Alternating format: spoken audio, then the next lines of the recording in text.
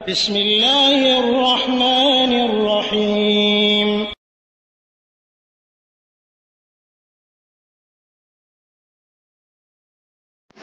আসসালামু আলাইকুম রহমতুল্লাহি ওবারাকাতুহু। আমাদের একজন ভাই প্রশ্ন করেছেন, উনি কোরআনের হাফেজ।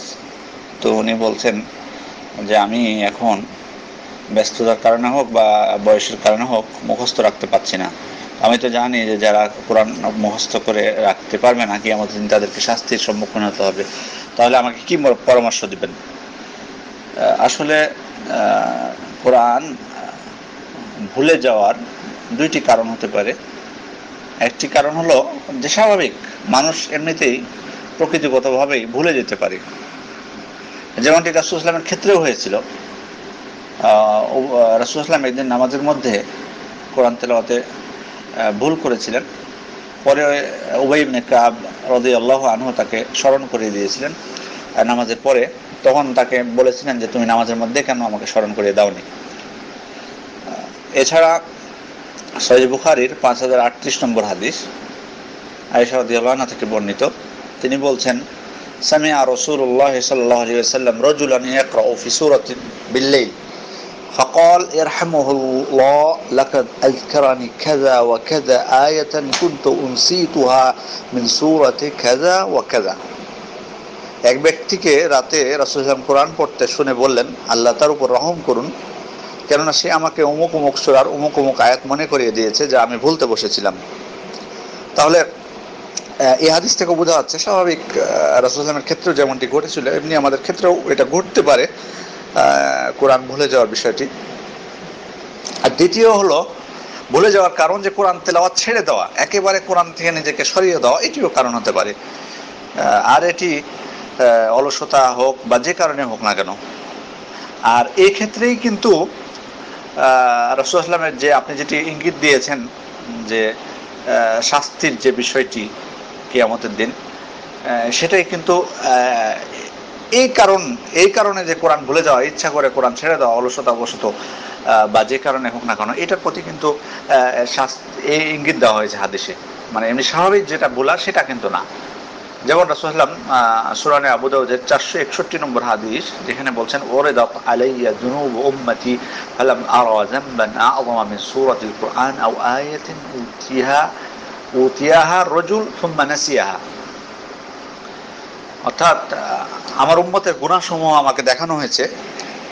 তো রাসূলুল্লাহ বলছেন যে আমি এ থেকে অধিক বড় কোনো গুনাহ দেখিনি যে কোনো ব্যক্তি কোরআনের কোনো আয়াত বা সূরা মুখস্থ করার পর তা ভুলে গেছে। কোনো ব্যক্তি কোরআনের আয়াত বা সূরা মুখস্থ করার পর সেটা ভুলে যাওয়ার থেকে অন্য কোনো বড় গুনাহ আমি দেখিনি। অন্য হাদিসে রাসূল সাল্লাল্লাহু আলাইহি ওয়াসাল্লাম বলছেন, সুনানে আবু দাউদের 1474 নম্বর হাদিস, মা মিন ইমরিন ইয়াকরাউল কুরআন সুম্মা ইয়ানসাহু ইল্লা লাকিয়াল্লাহু ইয়াওমাল কিয়ামাহ আজযাম।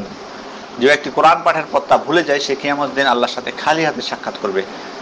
সুনানে আবু দাউদের এই দুটি হাদিস, তবে এই দুটি হাদিস মুহাদ্দিসিনগণ দুর্বল বলেছেন, যদিও অনেক বিদ্বান এই দুটি হাদিস থেকে হুকুম গ্রহণ করেছেন এবং তারা বলেছেন যে ব্যক্তি ইচ্ছা করে কোরআন ছেড়ে দিল এবং কোরআন থেকে দূরে সরিয়ে রাখলো এবং কোরআন ভুলে গেল তার জন্য কঠিন শাস্তি রয়েছে।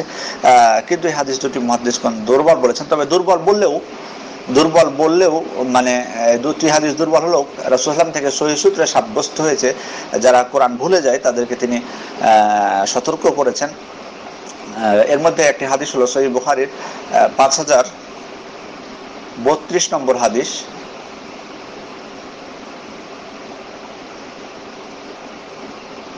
সহিহ বুখারীর 5032 নম্বর হাদিস, যেখানে রাসূলুল্লাহ সাল্লাল্লাহু আলাইহি ওয়াসাল্লাম বলছেন,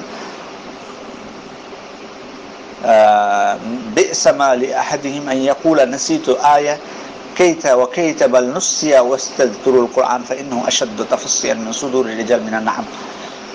রাসূলুল্লাহ বলছেন, এটা খুবই খারাপ কথা যে তোমাদের মধ্যে কেউ বলবে যে আমি কোরআনের অমুক অমুক আয়াত ভুলে গেছি, বরং তাকে ভুলিয়ে দেওয়া হয়েছে। সুতরাং তোমরা কোরআন তেলাওয়াত করতে থাকো, কেননা তা মানুষের অন্তর থেকে উটের চেয়েও দ্রুত গতিতে চলে যায়।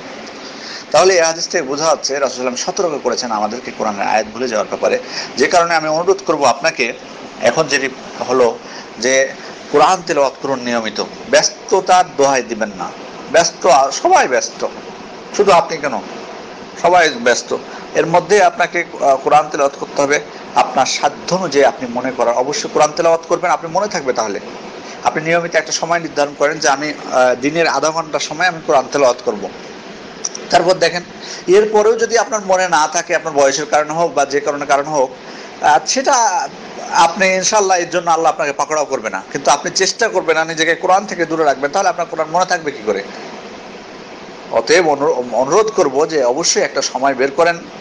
দুনিয়ার পিছনে সময় দিচ্ছেন ঠিক, আল্লাহর জন্য আখিরাতের জন্য তো আপনাকে সময় বের করতে হবে।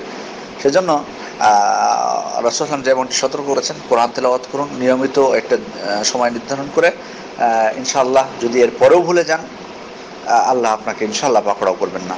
কিন্তু যদি ইচ্ছা করে কোরআন থেকে দূরে থাকেন তো অবশ্যই এটা অত্যন্ত মারাত্মক একটি অন্যায়, যা থেকে দূরে থাকা আমাদের সকলের উপর অপরিহার্য। আল্লাহ আমাদেরকে তার কিতাব পবিত্র কোরআন যেন আমরা তিলাওয়াত করতে পারি নিয়মিত এবং সে অনুযায়ী আমল করতে পারি, সেই তৌফিক দান করুন, আমিন। আসসালামু আলাইকুম ওয়া রাহমাতুল্লাহি ওয়া বারাকাতুহু।